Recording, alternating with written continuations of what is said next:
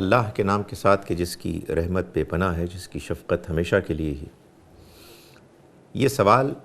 بہت ذہنوں میں عام پیدا ہوتا ہے کہ قرآن مجید میں جو کچھ بھی بیان ہوا ہے، جو احکامات بھی اللہ کی طرف سے ہمیں ملتے ہیں، کیا ان کا اطلاق اور ان پر عمل رہتی دنیا تک کے لیے ہے؟ عام طور پر مسلمانوں کا خیال ہے کہ صورتحال ایسی ہی ہے۔ ظاہر ہے کہ ان دونوں امکانات میں سے کہ کیا قرآن مجید ہمیشہ کے لیے ہے یا قرآن مجید کے بعض احکامات خاص اس دور سے متعلق تھے کہ جس دور میں قرآن نازل ہوا، دونوں باتوں کو صحیح ماننے کے نتیجے میں رویہ اور صورتحال بہت مختلف ہو جاتی ہے۔ حقیقت یہ ہے کہ اگرچہ کہ اکثر مسلمانوں کا خیال یہ ہے کہ قرآن مجید کے تمام احکامات اور ہدایات ہر دور کے اور ہر زمانے کے لیے ہیں، قرآن مجید کو غور کے ساتھ پڑھنے سے معلوم ہوتا ہے کہ صورتحال اس سے مختلف ہے۔ میں آپ کے سامنے قرآن مجید کی چند مثالوں سے یہ بات واضح کروں گا کہ قرآن مجید بار بار اس بات کو واضح کرتا ہے کہ اس میں جو باتیں، جو احکامات بیان ہوئے ہیں، اس کے بارے میں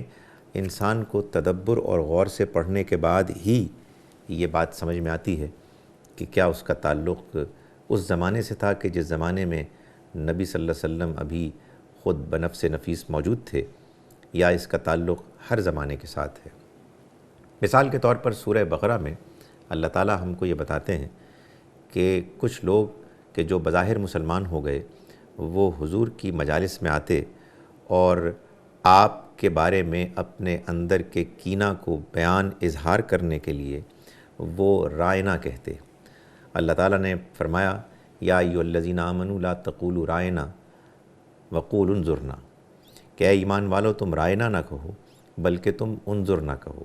یہ گویا کہ رائنا کی جگہ ایک اور بات کو بیان کرنے کے لیے کہا گیا، تاکہ اگر نبی صلی اللہ علیہ وسلم کی کسی بات کو دوبارہ سننا مقصود ہو تو وہ اس طرح سے اپنی بات کا اظہار کر دیں، نہ کہ رائنا کہہ کے اس امکان کو کھلا رکھیں کہ بات کچھ اور ہو جائے۔ ظاہر ہے کہ یہ وہ چیز ہے کہ جس کا تعلق حضور کی مجالس سے خاص تھا، اس کا ہم سے اب کوئی تعلق نہیں۔ ذرا سورہ بقرہ میں آگے بڑھیں تو آپ وہ آیت پڑھیں گے کہ جس میں اللہ تعالیٰ یہ فرماتے ہیں کہ ان قریب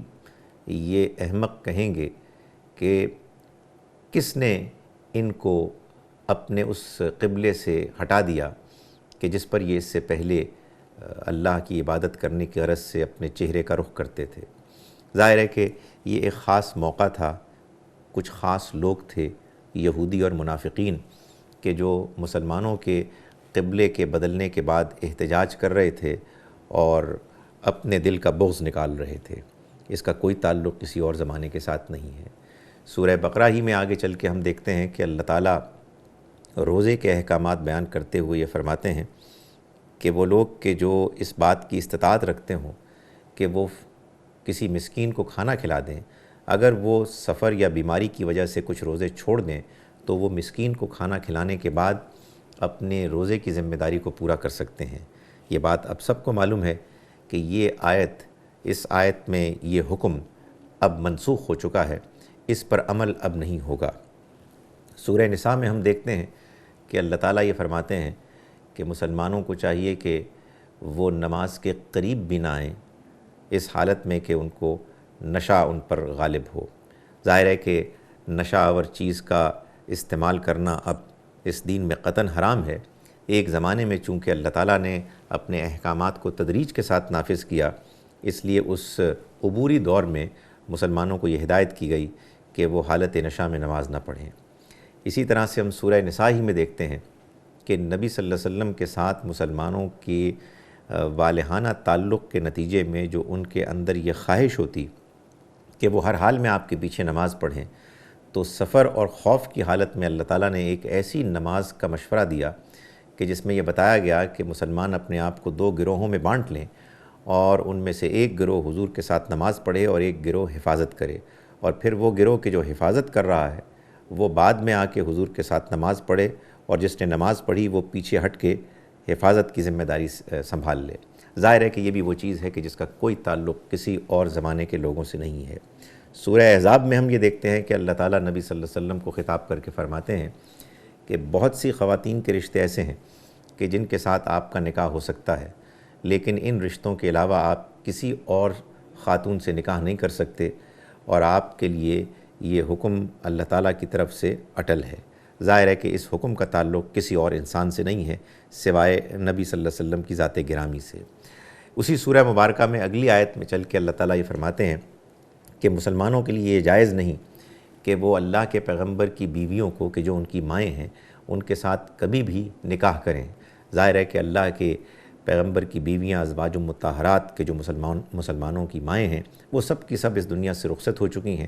اب اس حکم کا کوئی اطلاق اس زمانے میں ہمارے ساتھ نہیں ہے۔ یوں ان چند مثالوں سے یہ بات واضح ہوتی ہے کہ قرآن مجید اس بات پر بالکل واضح ہے کہ قرآن مجید کے بعض وہ احکامات اور ہدایات ہیں کہ جن کا تعلق نبی صلی اللہ علیہ وسلم اور آپ کے زمانے سے تھا، اور بعض وہ ہدایات ہیں کہ جن کا تعلق ہر زمانے سے ہے۔ ان دونوں میں فرق کیسے کیا جائے گا؟ غور اور تدبر کے نتیجے میں بغیر جذبات کے ٹھنڈے دل سے اب اللہ کی کتاب سے پوچھیں گے تو آپ پر یہ بات واضح ہو جائے گی کہ کون سا حکم خاص اس زمانے کے لیے ہے اور کون سا حکم ہر زمانے کے لیے ہے۔ اگر اس فرق کو ہم ملحوظ نہیں رکھیں گے تو اس کا نتیجہ یہ نکلے گا کہ بعض وہ احکامات کے جن کا تعلق صرف نبی صلی اللہ علیہ وسلم کے دور سے تھا ان کو ہم ہر دور پر منطبق کر کے اللہ کے دین کو بھی غلط طور پر پیش کریں گے، اور اس کے نتیجے میں بعض بہت شدید مشکلات بھی پیدا کریں گے۔ اس کی ایک مثال وہ ہے کہ جس میں اللہ تعالیٰ نے اپنے ایک خاص منصوبے کے تحت نبی صلی اللہ علیہ وسلم کے دور میں صحابہ کرام کو یہ حکم دیا کہ وہ مشرکوں کو جہاں پائیں ان کو قتل کریں۔ یہ بھی ان احکامات میں سے ایک حکم ہے کہ جس کا تعلق حضور کے زمانے ہی سے تھا، اب کسی اور زمانے کے ساتھ اس کا تعلق نہیں ہے۔ قرآن مجید کو پھر کیسے سمجھا جائے؟ اس کی کون سی آیات ہیں کہ جو ہر زمانے کے لیے مستقل واجب الاطاعت ہیں، اور کون سی وہ باتیں ہیں کہ جو صرف اس دور سے متعلق ہیں؟ اس کے لیے انشاءاللہ ایک اور پروگرام پریزنٹیشن میں آپ سے گفتگو کروں گا۔ اللہ تعالیٰ ہمیں توفیق دے کہ ہم اس کی کتاب کو صحیح طور پر سمجھیں اور صحیح طور پر اس پر عمل کریں۔